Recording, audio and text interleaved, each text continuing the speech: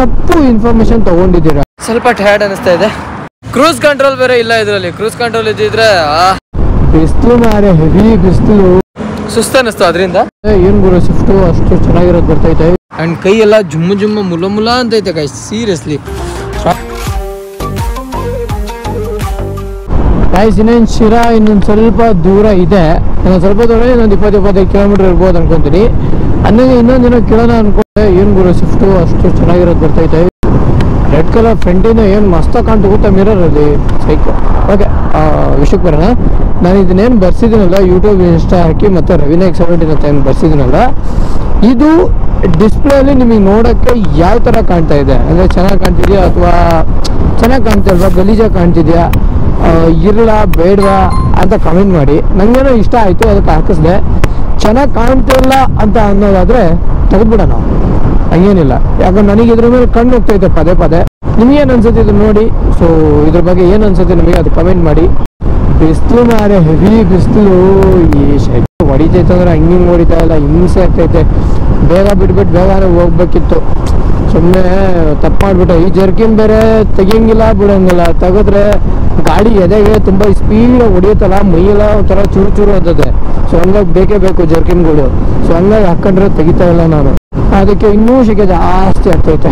Okay byes, presently ನಾವು ಇವಾಗಿರೋದು ಶಿರಾದಲ್ಲಿ highway ಹತ್ರ ಇದ್ದೀನಿ. ಆ್ಯಸ್ ಯು ಕ್ಯಾನ್ ಸಿ, ಎಲ್ಲಿದೆ ನೋಡಿ ಹೈವೇಲಿ ನೋಡಿ ನಮ್ಮ ಗಾಡಿ ಹೆಂಗಿದೆ. ಆ್ಯಂಡ್ ಇಂಜಿನ್ ಮಾತ್ರ ಹೆವಿ ಹೀಟ್ ಆಗಿಬಿಟ್ಟಿದೆ. ಆಹಾ, ಆ್ಯಂಡ್ ಕೈ ಎಲ್ಲ ಜುಮ್ಮು ಮುಲ ಅಂತೈತೆ ಗೈಸ್, ಸೀರಿಯಸ್ಲಿ. ಸ್ಟಾರ್ಟಲ್ಲಿ ಹಿಂಗೆ ಹಿಡ್ಕೊಂಡೆ ಕೂತ್ಕೊಂಡಿದ್ದೀನ. ಕ್ರೂಸ್ ಕಂಟ್ರೋಲ್ ಬೇರೆ ಇಲ್ಲ ಇದರಲ್ಲಿ. ಕ್ರೂಸ್ ಕಂಟ್ರೋಲ್ ಇದ್ದಿದ್ರೆ 70ಕ್ಕೆ ಸೆಟ್ ಮಾಡಿಬಿಟ್ಟು ಬಿಟ್ಬಿಡುವೆ, ಆರಾಮಾಗಿ ಹೋಗ್ತಾ ಇತ್ತು. ಥ್ರಾಡಲ್ ಕೂಡ ಅವಶ್ಯಕತೆನೇ ಬರ್ತಾ ಇರಲಿಲ್ಲ. ಸೊ ಅದೊಂದು ಮಿಸ್ಟೇಕ್ ಇದೆ. ಮತ್ತು ಇದು ಕ್ವಿಕ್ ಶಿಫ್ಟರ್ ಇದೆ, ಏನೇನೋ ಸುಮಾರು ಹಾಕ್ಬಿಟ್ಟವನೆ. ಅದೊಂದು ಇದ್ಬಿಟ್ಟಿದ್ರೆ jolly. So no problem. And ಸ್ವಲ್ಪ ಸೀಟು ಅದೇ ಲಾಸ್ಟ್ ಟೈಮು ಹೇಳಿದ್ದೆ ನಾನು, ಗಟ್ಟಿ ಇದೆ, ಕಂಫರ್ಟ್ ಇಲ್ಲ. ಸೊ ಅದರಿಂದ ಸ್ವಲ್ಪ ಸುಸ್ತು ಅನ್ನಿಸ್ತು ಅದರಿಂದ. ಸೊ ಹಾಗಾಗಿ ಇಲ್ಲೇ ಒಂದು ಸ್ವಲ್ಪ ಹೊತ್ತು ಕೂತ್ಕೊಂಡು ಹೋಗೋಣ ಅಂತ ನೆರಳಲ್ಲಿ ನಿಲ್ಸಿದ್ದೀನಿ. ಹೈವೇಲಿ ಎಲ್ಲೇ ಬನ್ನಿ ನೀವು ನೋಡಿ, ಅಲ್ಲೊಂದು ಬಸ್ ಬರ್ತಿದೆ, ತೋರಿಸ್ತೀನಿ ನಿಮಗೆ. ಅಲ್ಲಿ ನೋಡಿ ಬಸ್ ಬರ್ತಿದ್ದಿಲ್ಲ, KSRTC. ಈ ಕಡೆ ನೋಡಿ, ಎಲ್ಲ ನೋಡಿದ್ರೆ ನಿಮಗೆ ನೆರಳಿಲ್ಲ.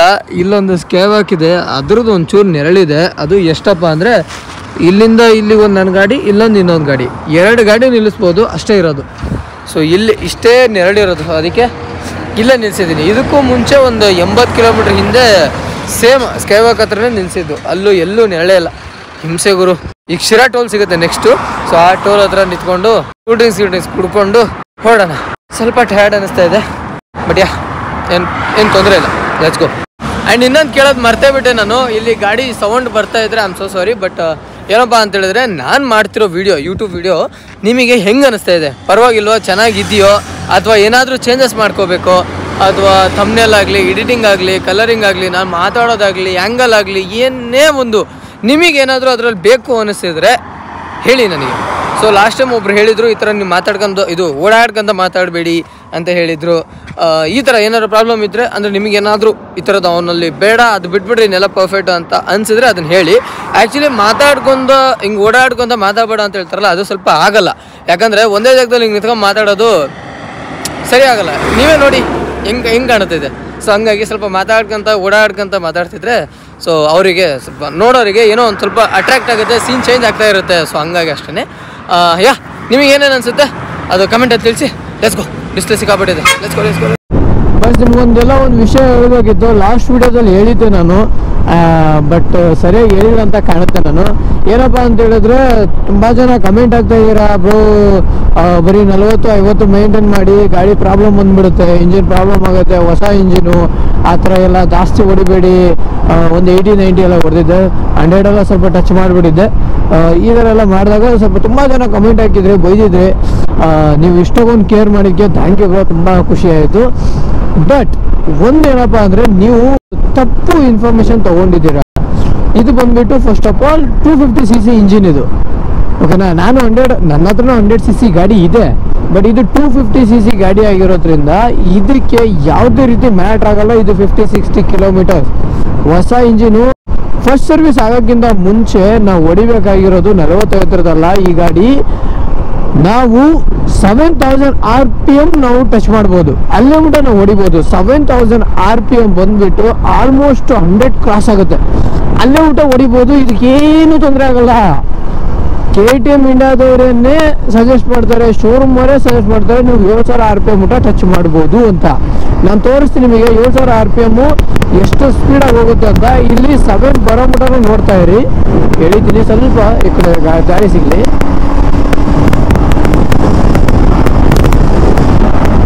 ನೋಡಿದ್ರ 7 ಟಚ್ ಆಗಿಲ್ಲ, ನೋಡಿದ್ರ ಈಗ 7000 ಟಚ್ ಆಯ್ತು. ನೋಡಿದ್ರ 104 ಹೋಗುತ್ತೆ. 7000 RPM ಊಟ ಈ ಗಾಡಿ ಹೊಡಿಬೋದು, ಯಾವುದೇ ರೀತಿ ತೊಂದರೆ ಆಗಲ್ಲ, ಶೋರೂಮ್ ಅವರೇ ಹೇಳ್ತಾರೆ. ಓಕೆನಾ? ನೀವು ಮಿಸ್ಟೇಕ್ ನೀವು ಅನ್ಕೊಂಡಿರೋದು ತಪ್ಪು. ಅದೇ ಈ ZX10 ಅವೆಲ್ಲ ಬಂತು ಅಂದ್ರೆ ಆಲ್ಮೋಸ್ಟ್ 200 ಟಚ್ ಮಾಡ್ಬೋದು ಗುರು.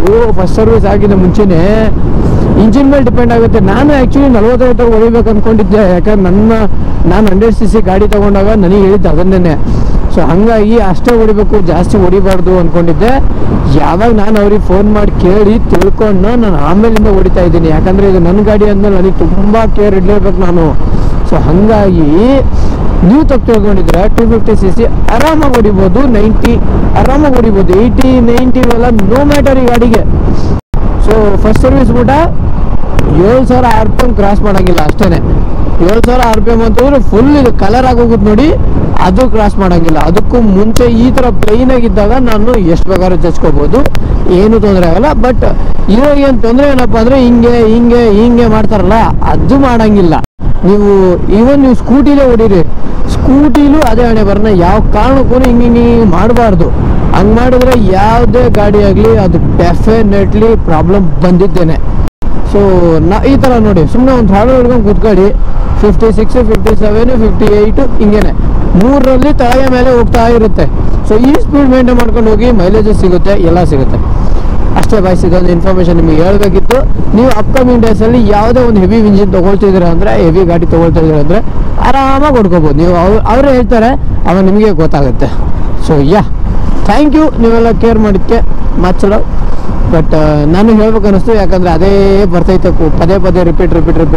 So that's why. ಇನ್ಮೇಲಿಂದ ಐ ಹೋಪ್ ಬರಲ್ಲ ಅನ್ಕೊತೀನಿ, ಯಾಕಂದರೆ ನೆಕ್ಸ್ಟ್ ಸರ್ವಿಸೇ ಇವಾಗ ತಗೊಂಡು ಫಸ್ಟು ಸರ್ವಿಸ್ ಮಾಡಿಸ್ಬೇಕು, ಆಮೇಲೆ ಟಾಪ್ ಸ್ಪೀಡ್ ಹೊಡಿಬೋದು. ಜಾಲಿ ಜಾಲಿ ಜಾಲಿ ಜಾಲಿ ಜಾಲಿ ಅನ್ಕೊಂಡು. Okay boys, finally Bengaluru reach. Actually ಮನೆ ಹತ್ರ ನಾನು ಹಾಗೇನೆ ಬಂದುಬಿಟ್ಟೆ. ಸೊ ಮನೆಯಲ್ಲಿಂದ 1 ಕಿಲೋಮೀಟ್ರ್ ಅದು. 1 ಅವರ್ ಮುಂಚೆನೇ ಬಂದೆ ನಾನು. ಇಲ್ಲಿ ಅಕ್ಷು ಹತ್ರ ಮಾತಾಡ್ಕೊತ ನಿಂತಿದ್ದೆ. ಸೊ 4 ದಿನ ಏನಾಯಿತು ಇಲ್ಲಿ ಗಲಾಟೆ, 4 ದಿನ ಆಯ್ತಲ್ಲ, ಹಾಗೆ ಇಲ್ಲಿಂದನೇ ಹೋಗ್ತಾ ಇದೆಯಲ್ಲ, ಬಂದು ಹೋಗು ಮಾತಾಡ್ಸ್ಕೊಂಡು ಹೋಗು ಅಂದ್ಲು. ಸೊ ಅದಕ್ಕೆ ಅವಳ ಹತ್ರ ಮಾತಾಡಿಸ್ಕೊಂಡು ಈಗ ನಾನು ಮನೆಗೆ ಹೋಗ್ತಾ ಇದ್ದೀನಿ. ಸೊ ಈ ಸಿರೀಸು ಕಂಪ್ಲೀಟ್ಲಿ ನಾವು ಊರಲ್ಲಿದ್ದು ವಿಡಿಯೋ ಮಾಡಿರೋದು, ವ್ಲಾಗ್ ಮಾಡಿ ಹಾಕಿರೋದು, ಈ ಸೀರೀಸ್ ನಿಮಗೆ ಹೆಂಗೆ ಅನ್ನಿಸ್ತು ಅಂತ ಅದೊಂದು ಕಮೆಂಟ್ ಮಾಡಿ. ಸೊ ನನಗೆ ಅದು ಬೇಕು. ಏನಕ್ಕಂತ ಹೇಳಿದ್ರೆ ನೆಕ್ಸ್ಟ್ ಟೈಮು ಇದನ್ನು ರಿಪೀಟ್ ಮಾಡಬಹುದಾ, ನೀವು ಇಷ್ಟಪಡ್ತೀರಾ ಅನ್ನೋದು ನನಗಲ್ಲಿ ಗೊತ್ತಾಗುತ್ತೆ. ಸೊ ಅದಕ್ಕೇ ದೆನ್ ಸೊ ಈ ವಿಡಿಯೋ ಹೆಂಗೆ ಅನ್ನಿಸ್ತು ಅಂತ ಅದೊಂದು ಕಮೆಂಟ್ ಮಾಡಿ. ಸೊ ಈ ವಿಡಿಯೋ ಹೆಂಗೆ ಅನ್ನಿಸ್ತು ಅಂತ ಕಮೆಂಟ್ ಮಾಡಿ ತಿಳಿಸಿ. ಆ್ಯಂಡ್ ಈ ವಿಡಿಯೋ ಇಲ್ಲಿಗೆ ಎಂಡ್ ಮಾಡ್ತೀನಿ. So thank you for watching this video. Next video ಸಿಗೋಣ. ಬಾಯ್. ಚಾನಲ್ ಸಬ್ಸ್ಕ್ರೈಬ್ ಮಾಡ್ಕೊಳ್ಳೋದು ಮಾತ್ರ ಮರಿಬೇಡಿ ಗಾಯ್ಸ್, ಓಕೆನಾ? खत्म, bye bye, tata, good bye.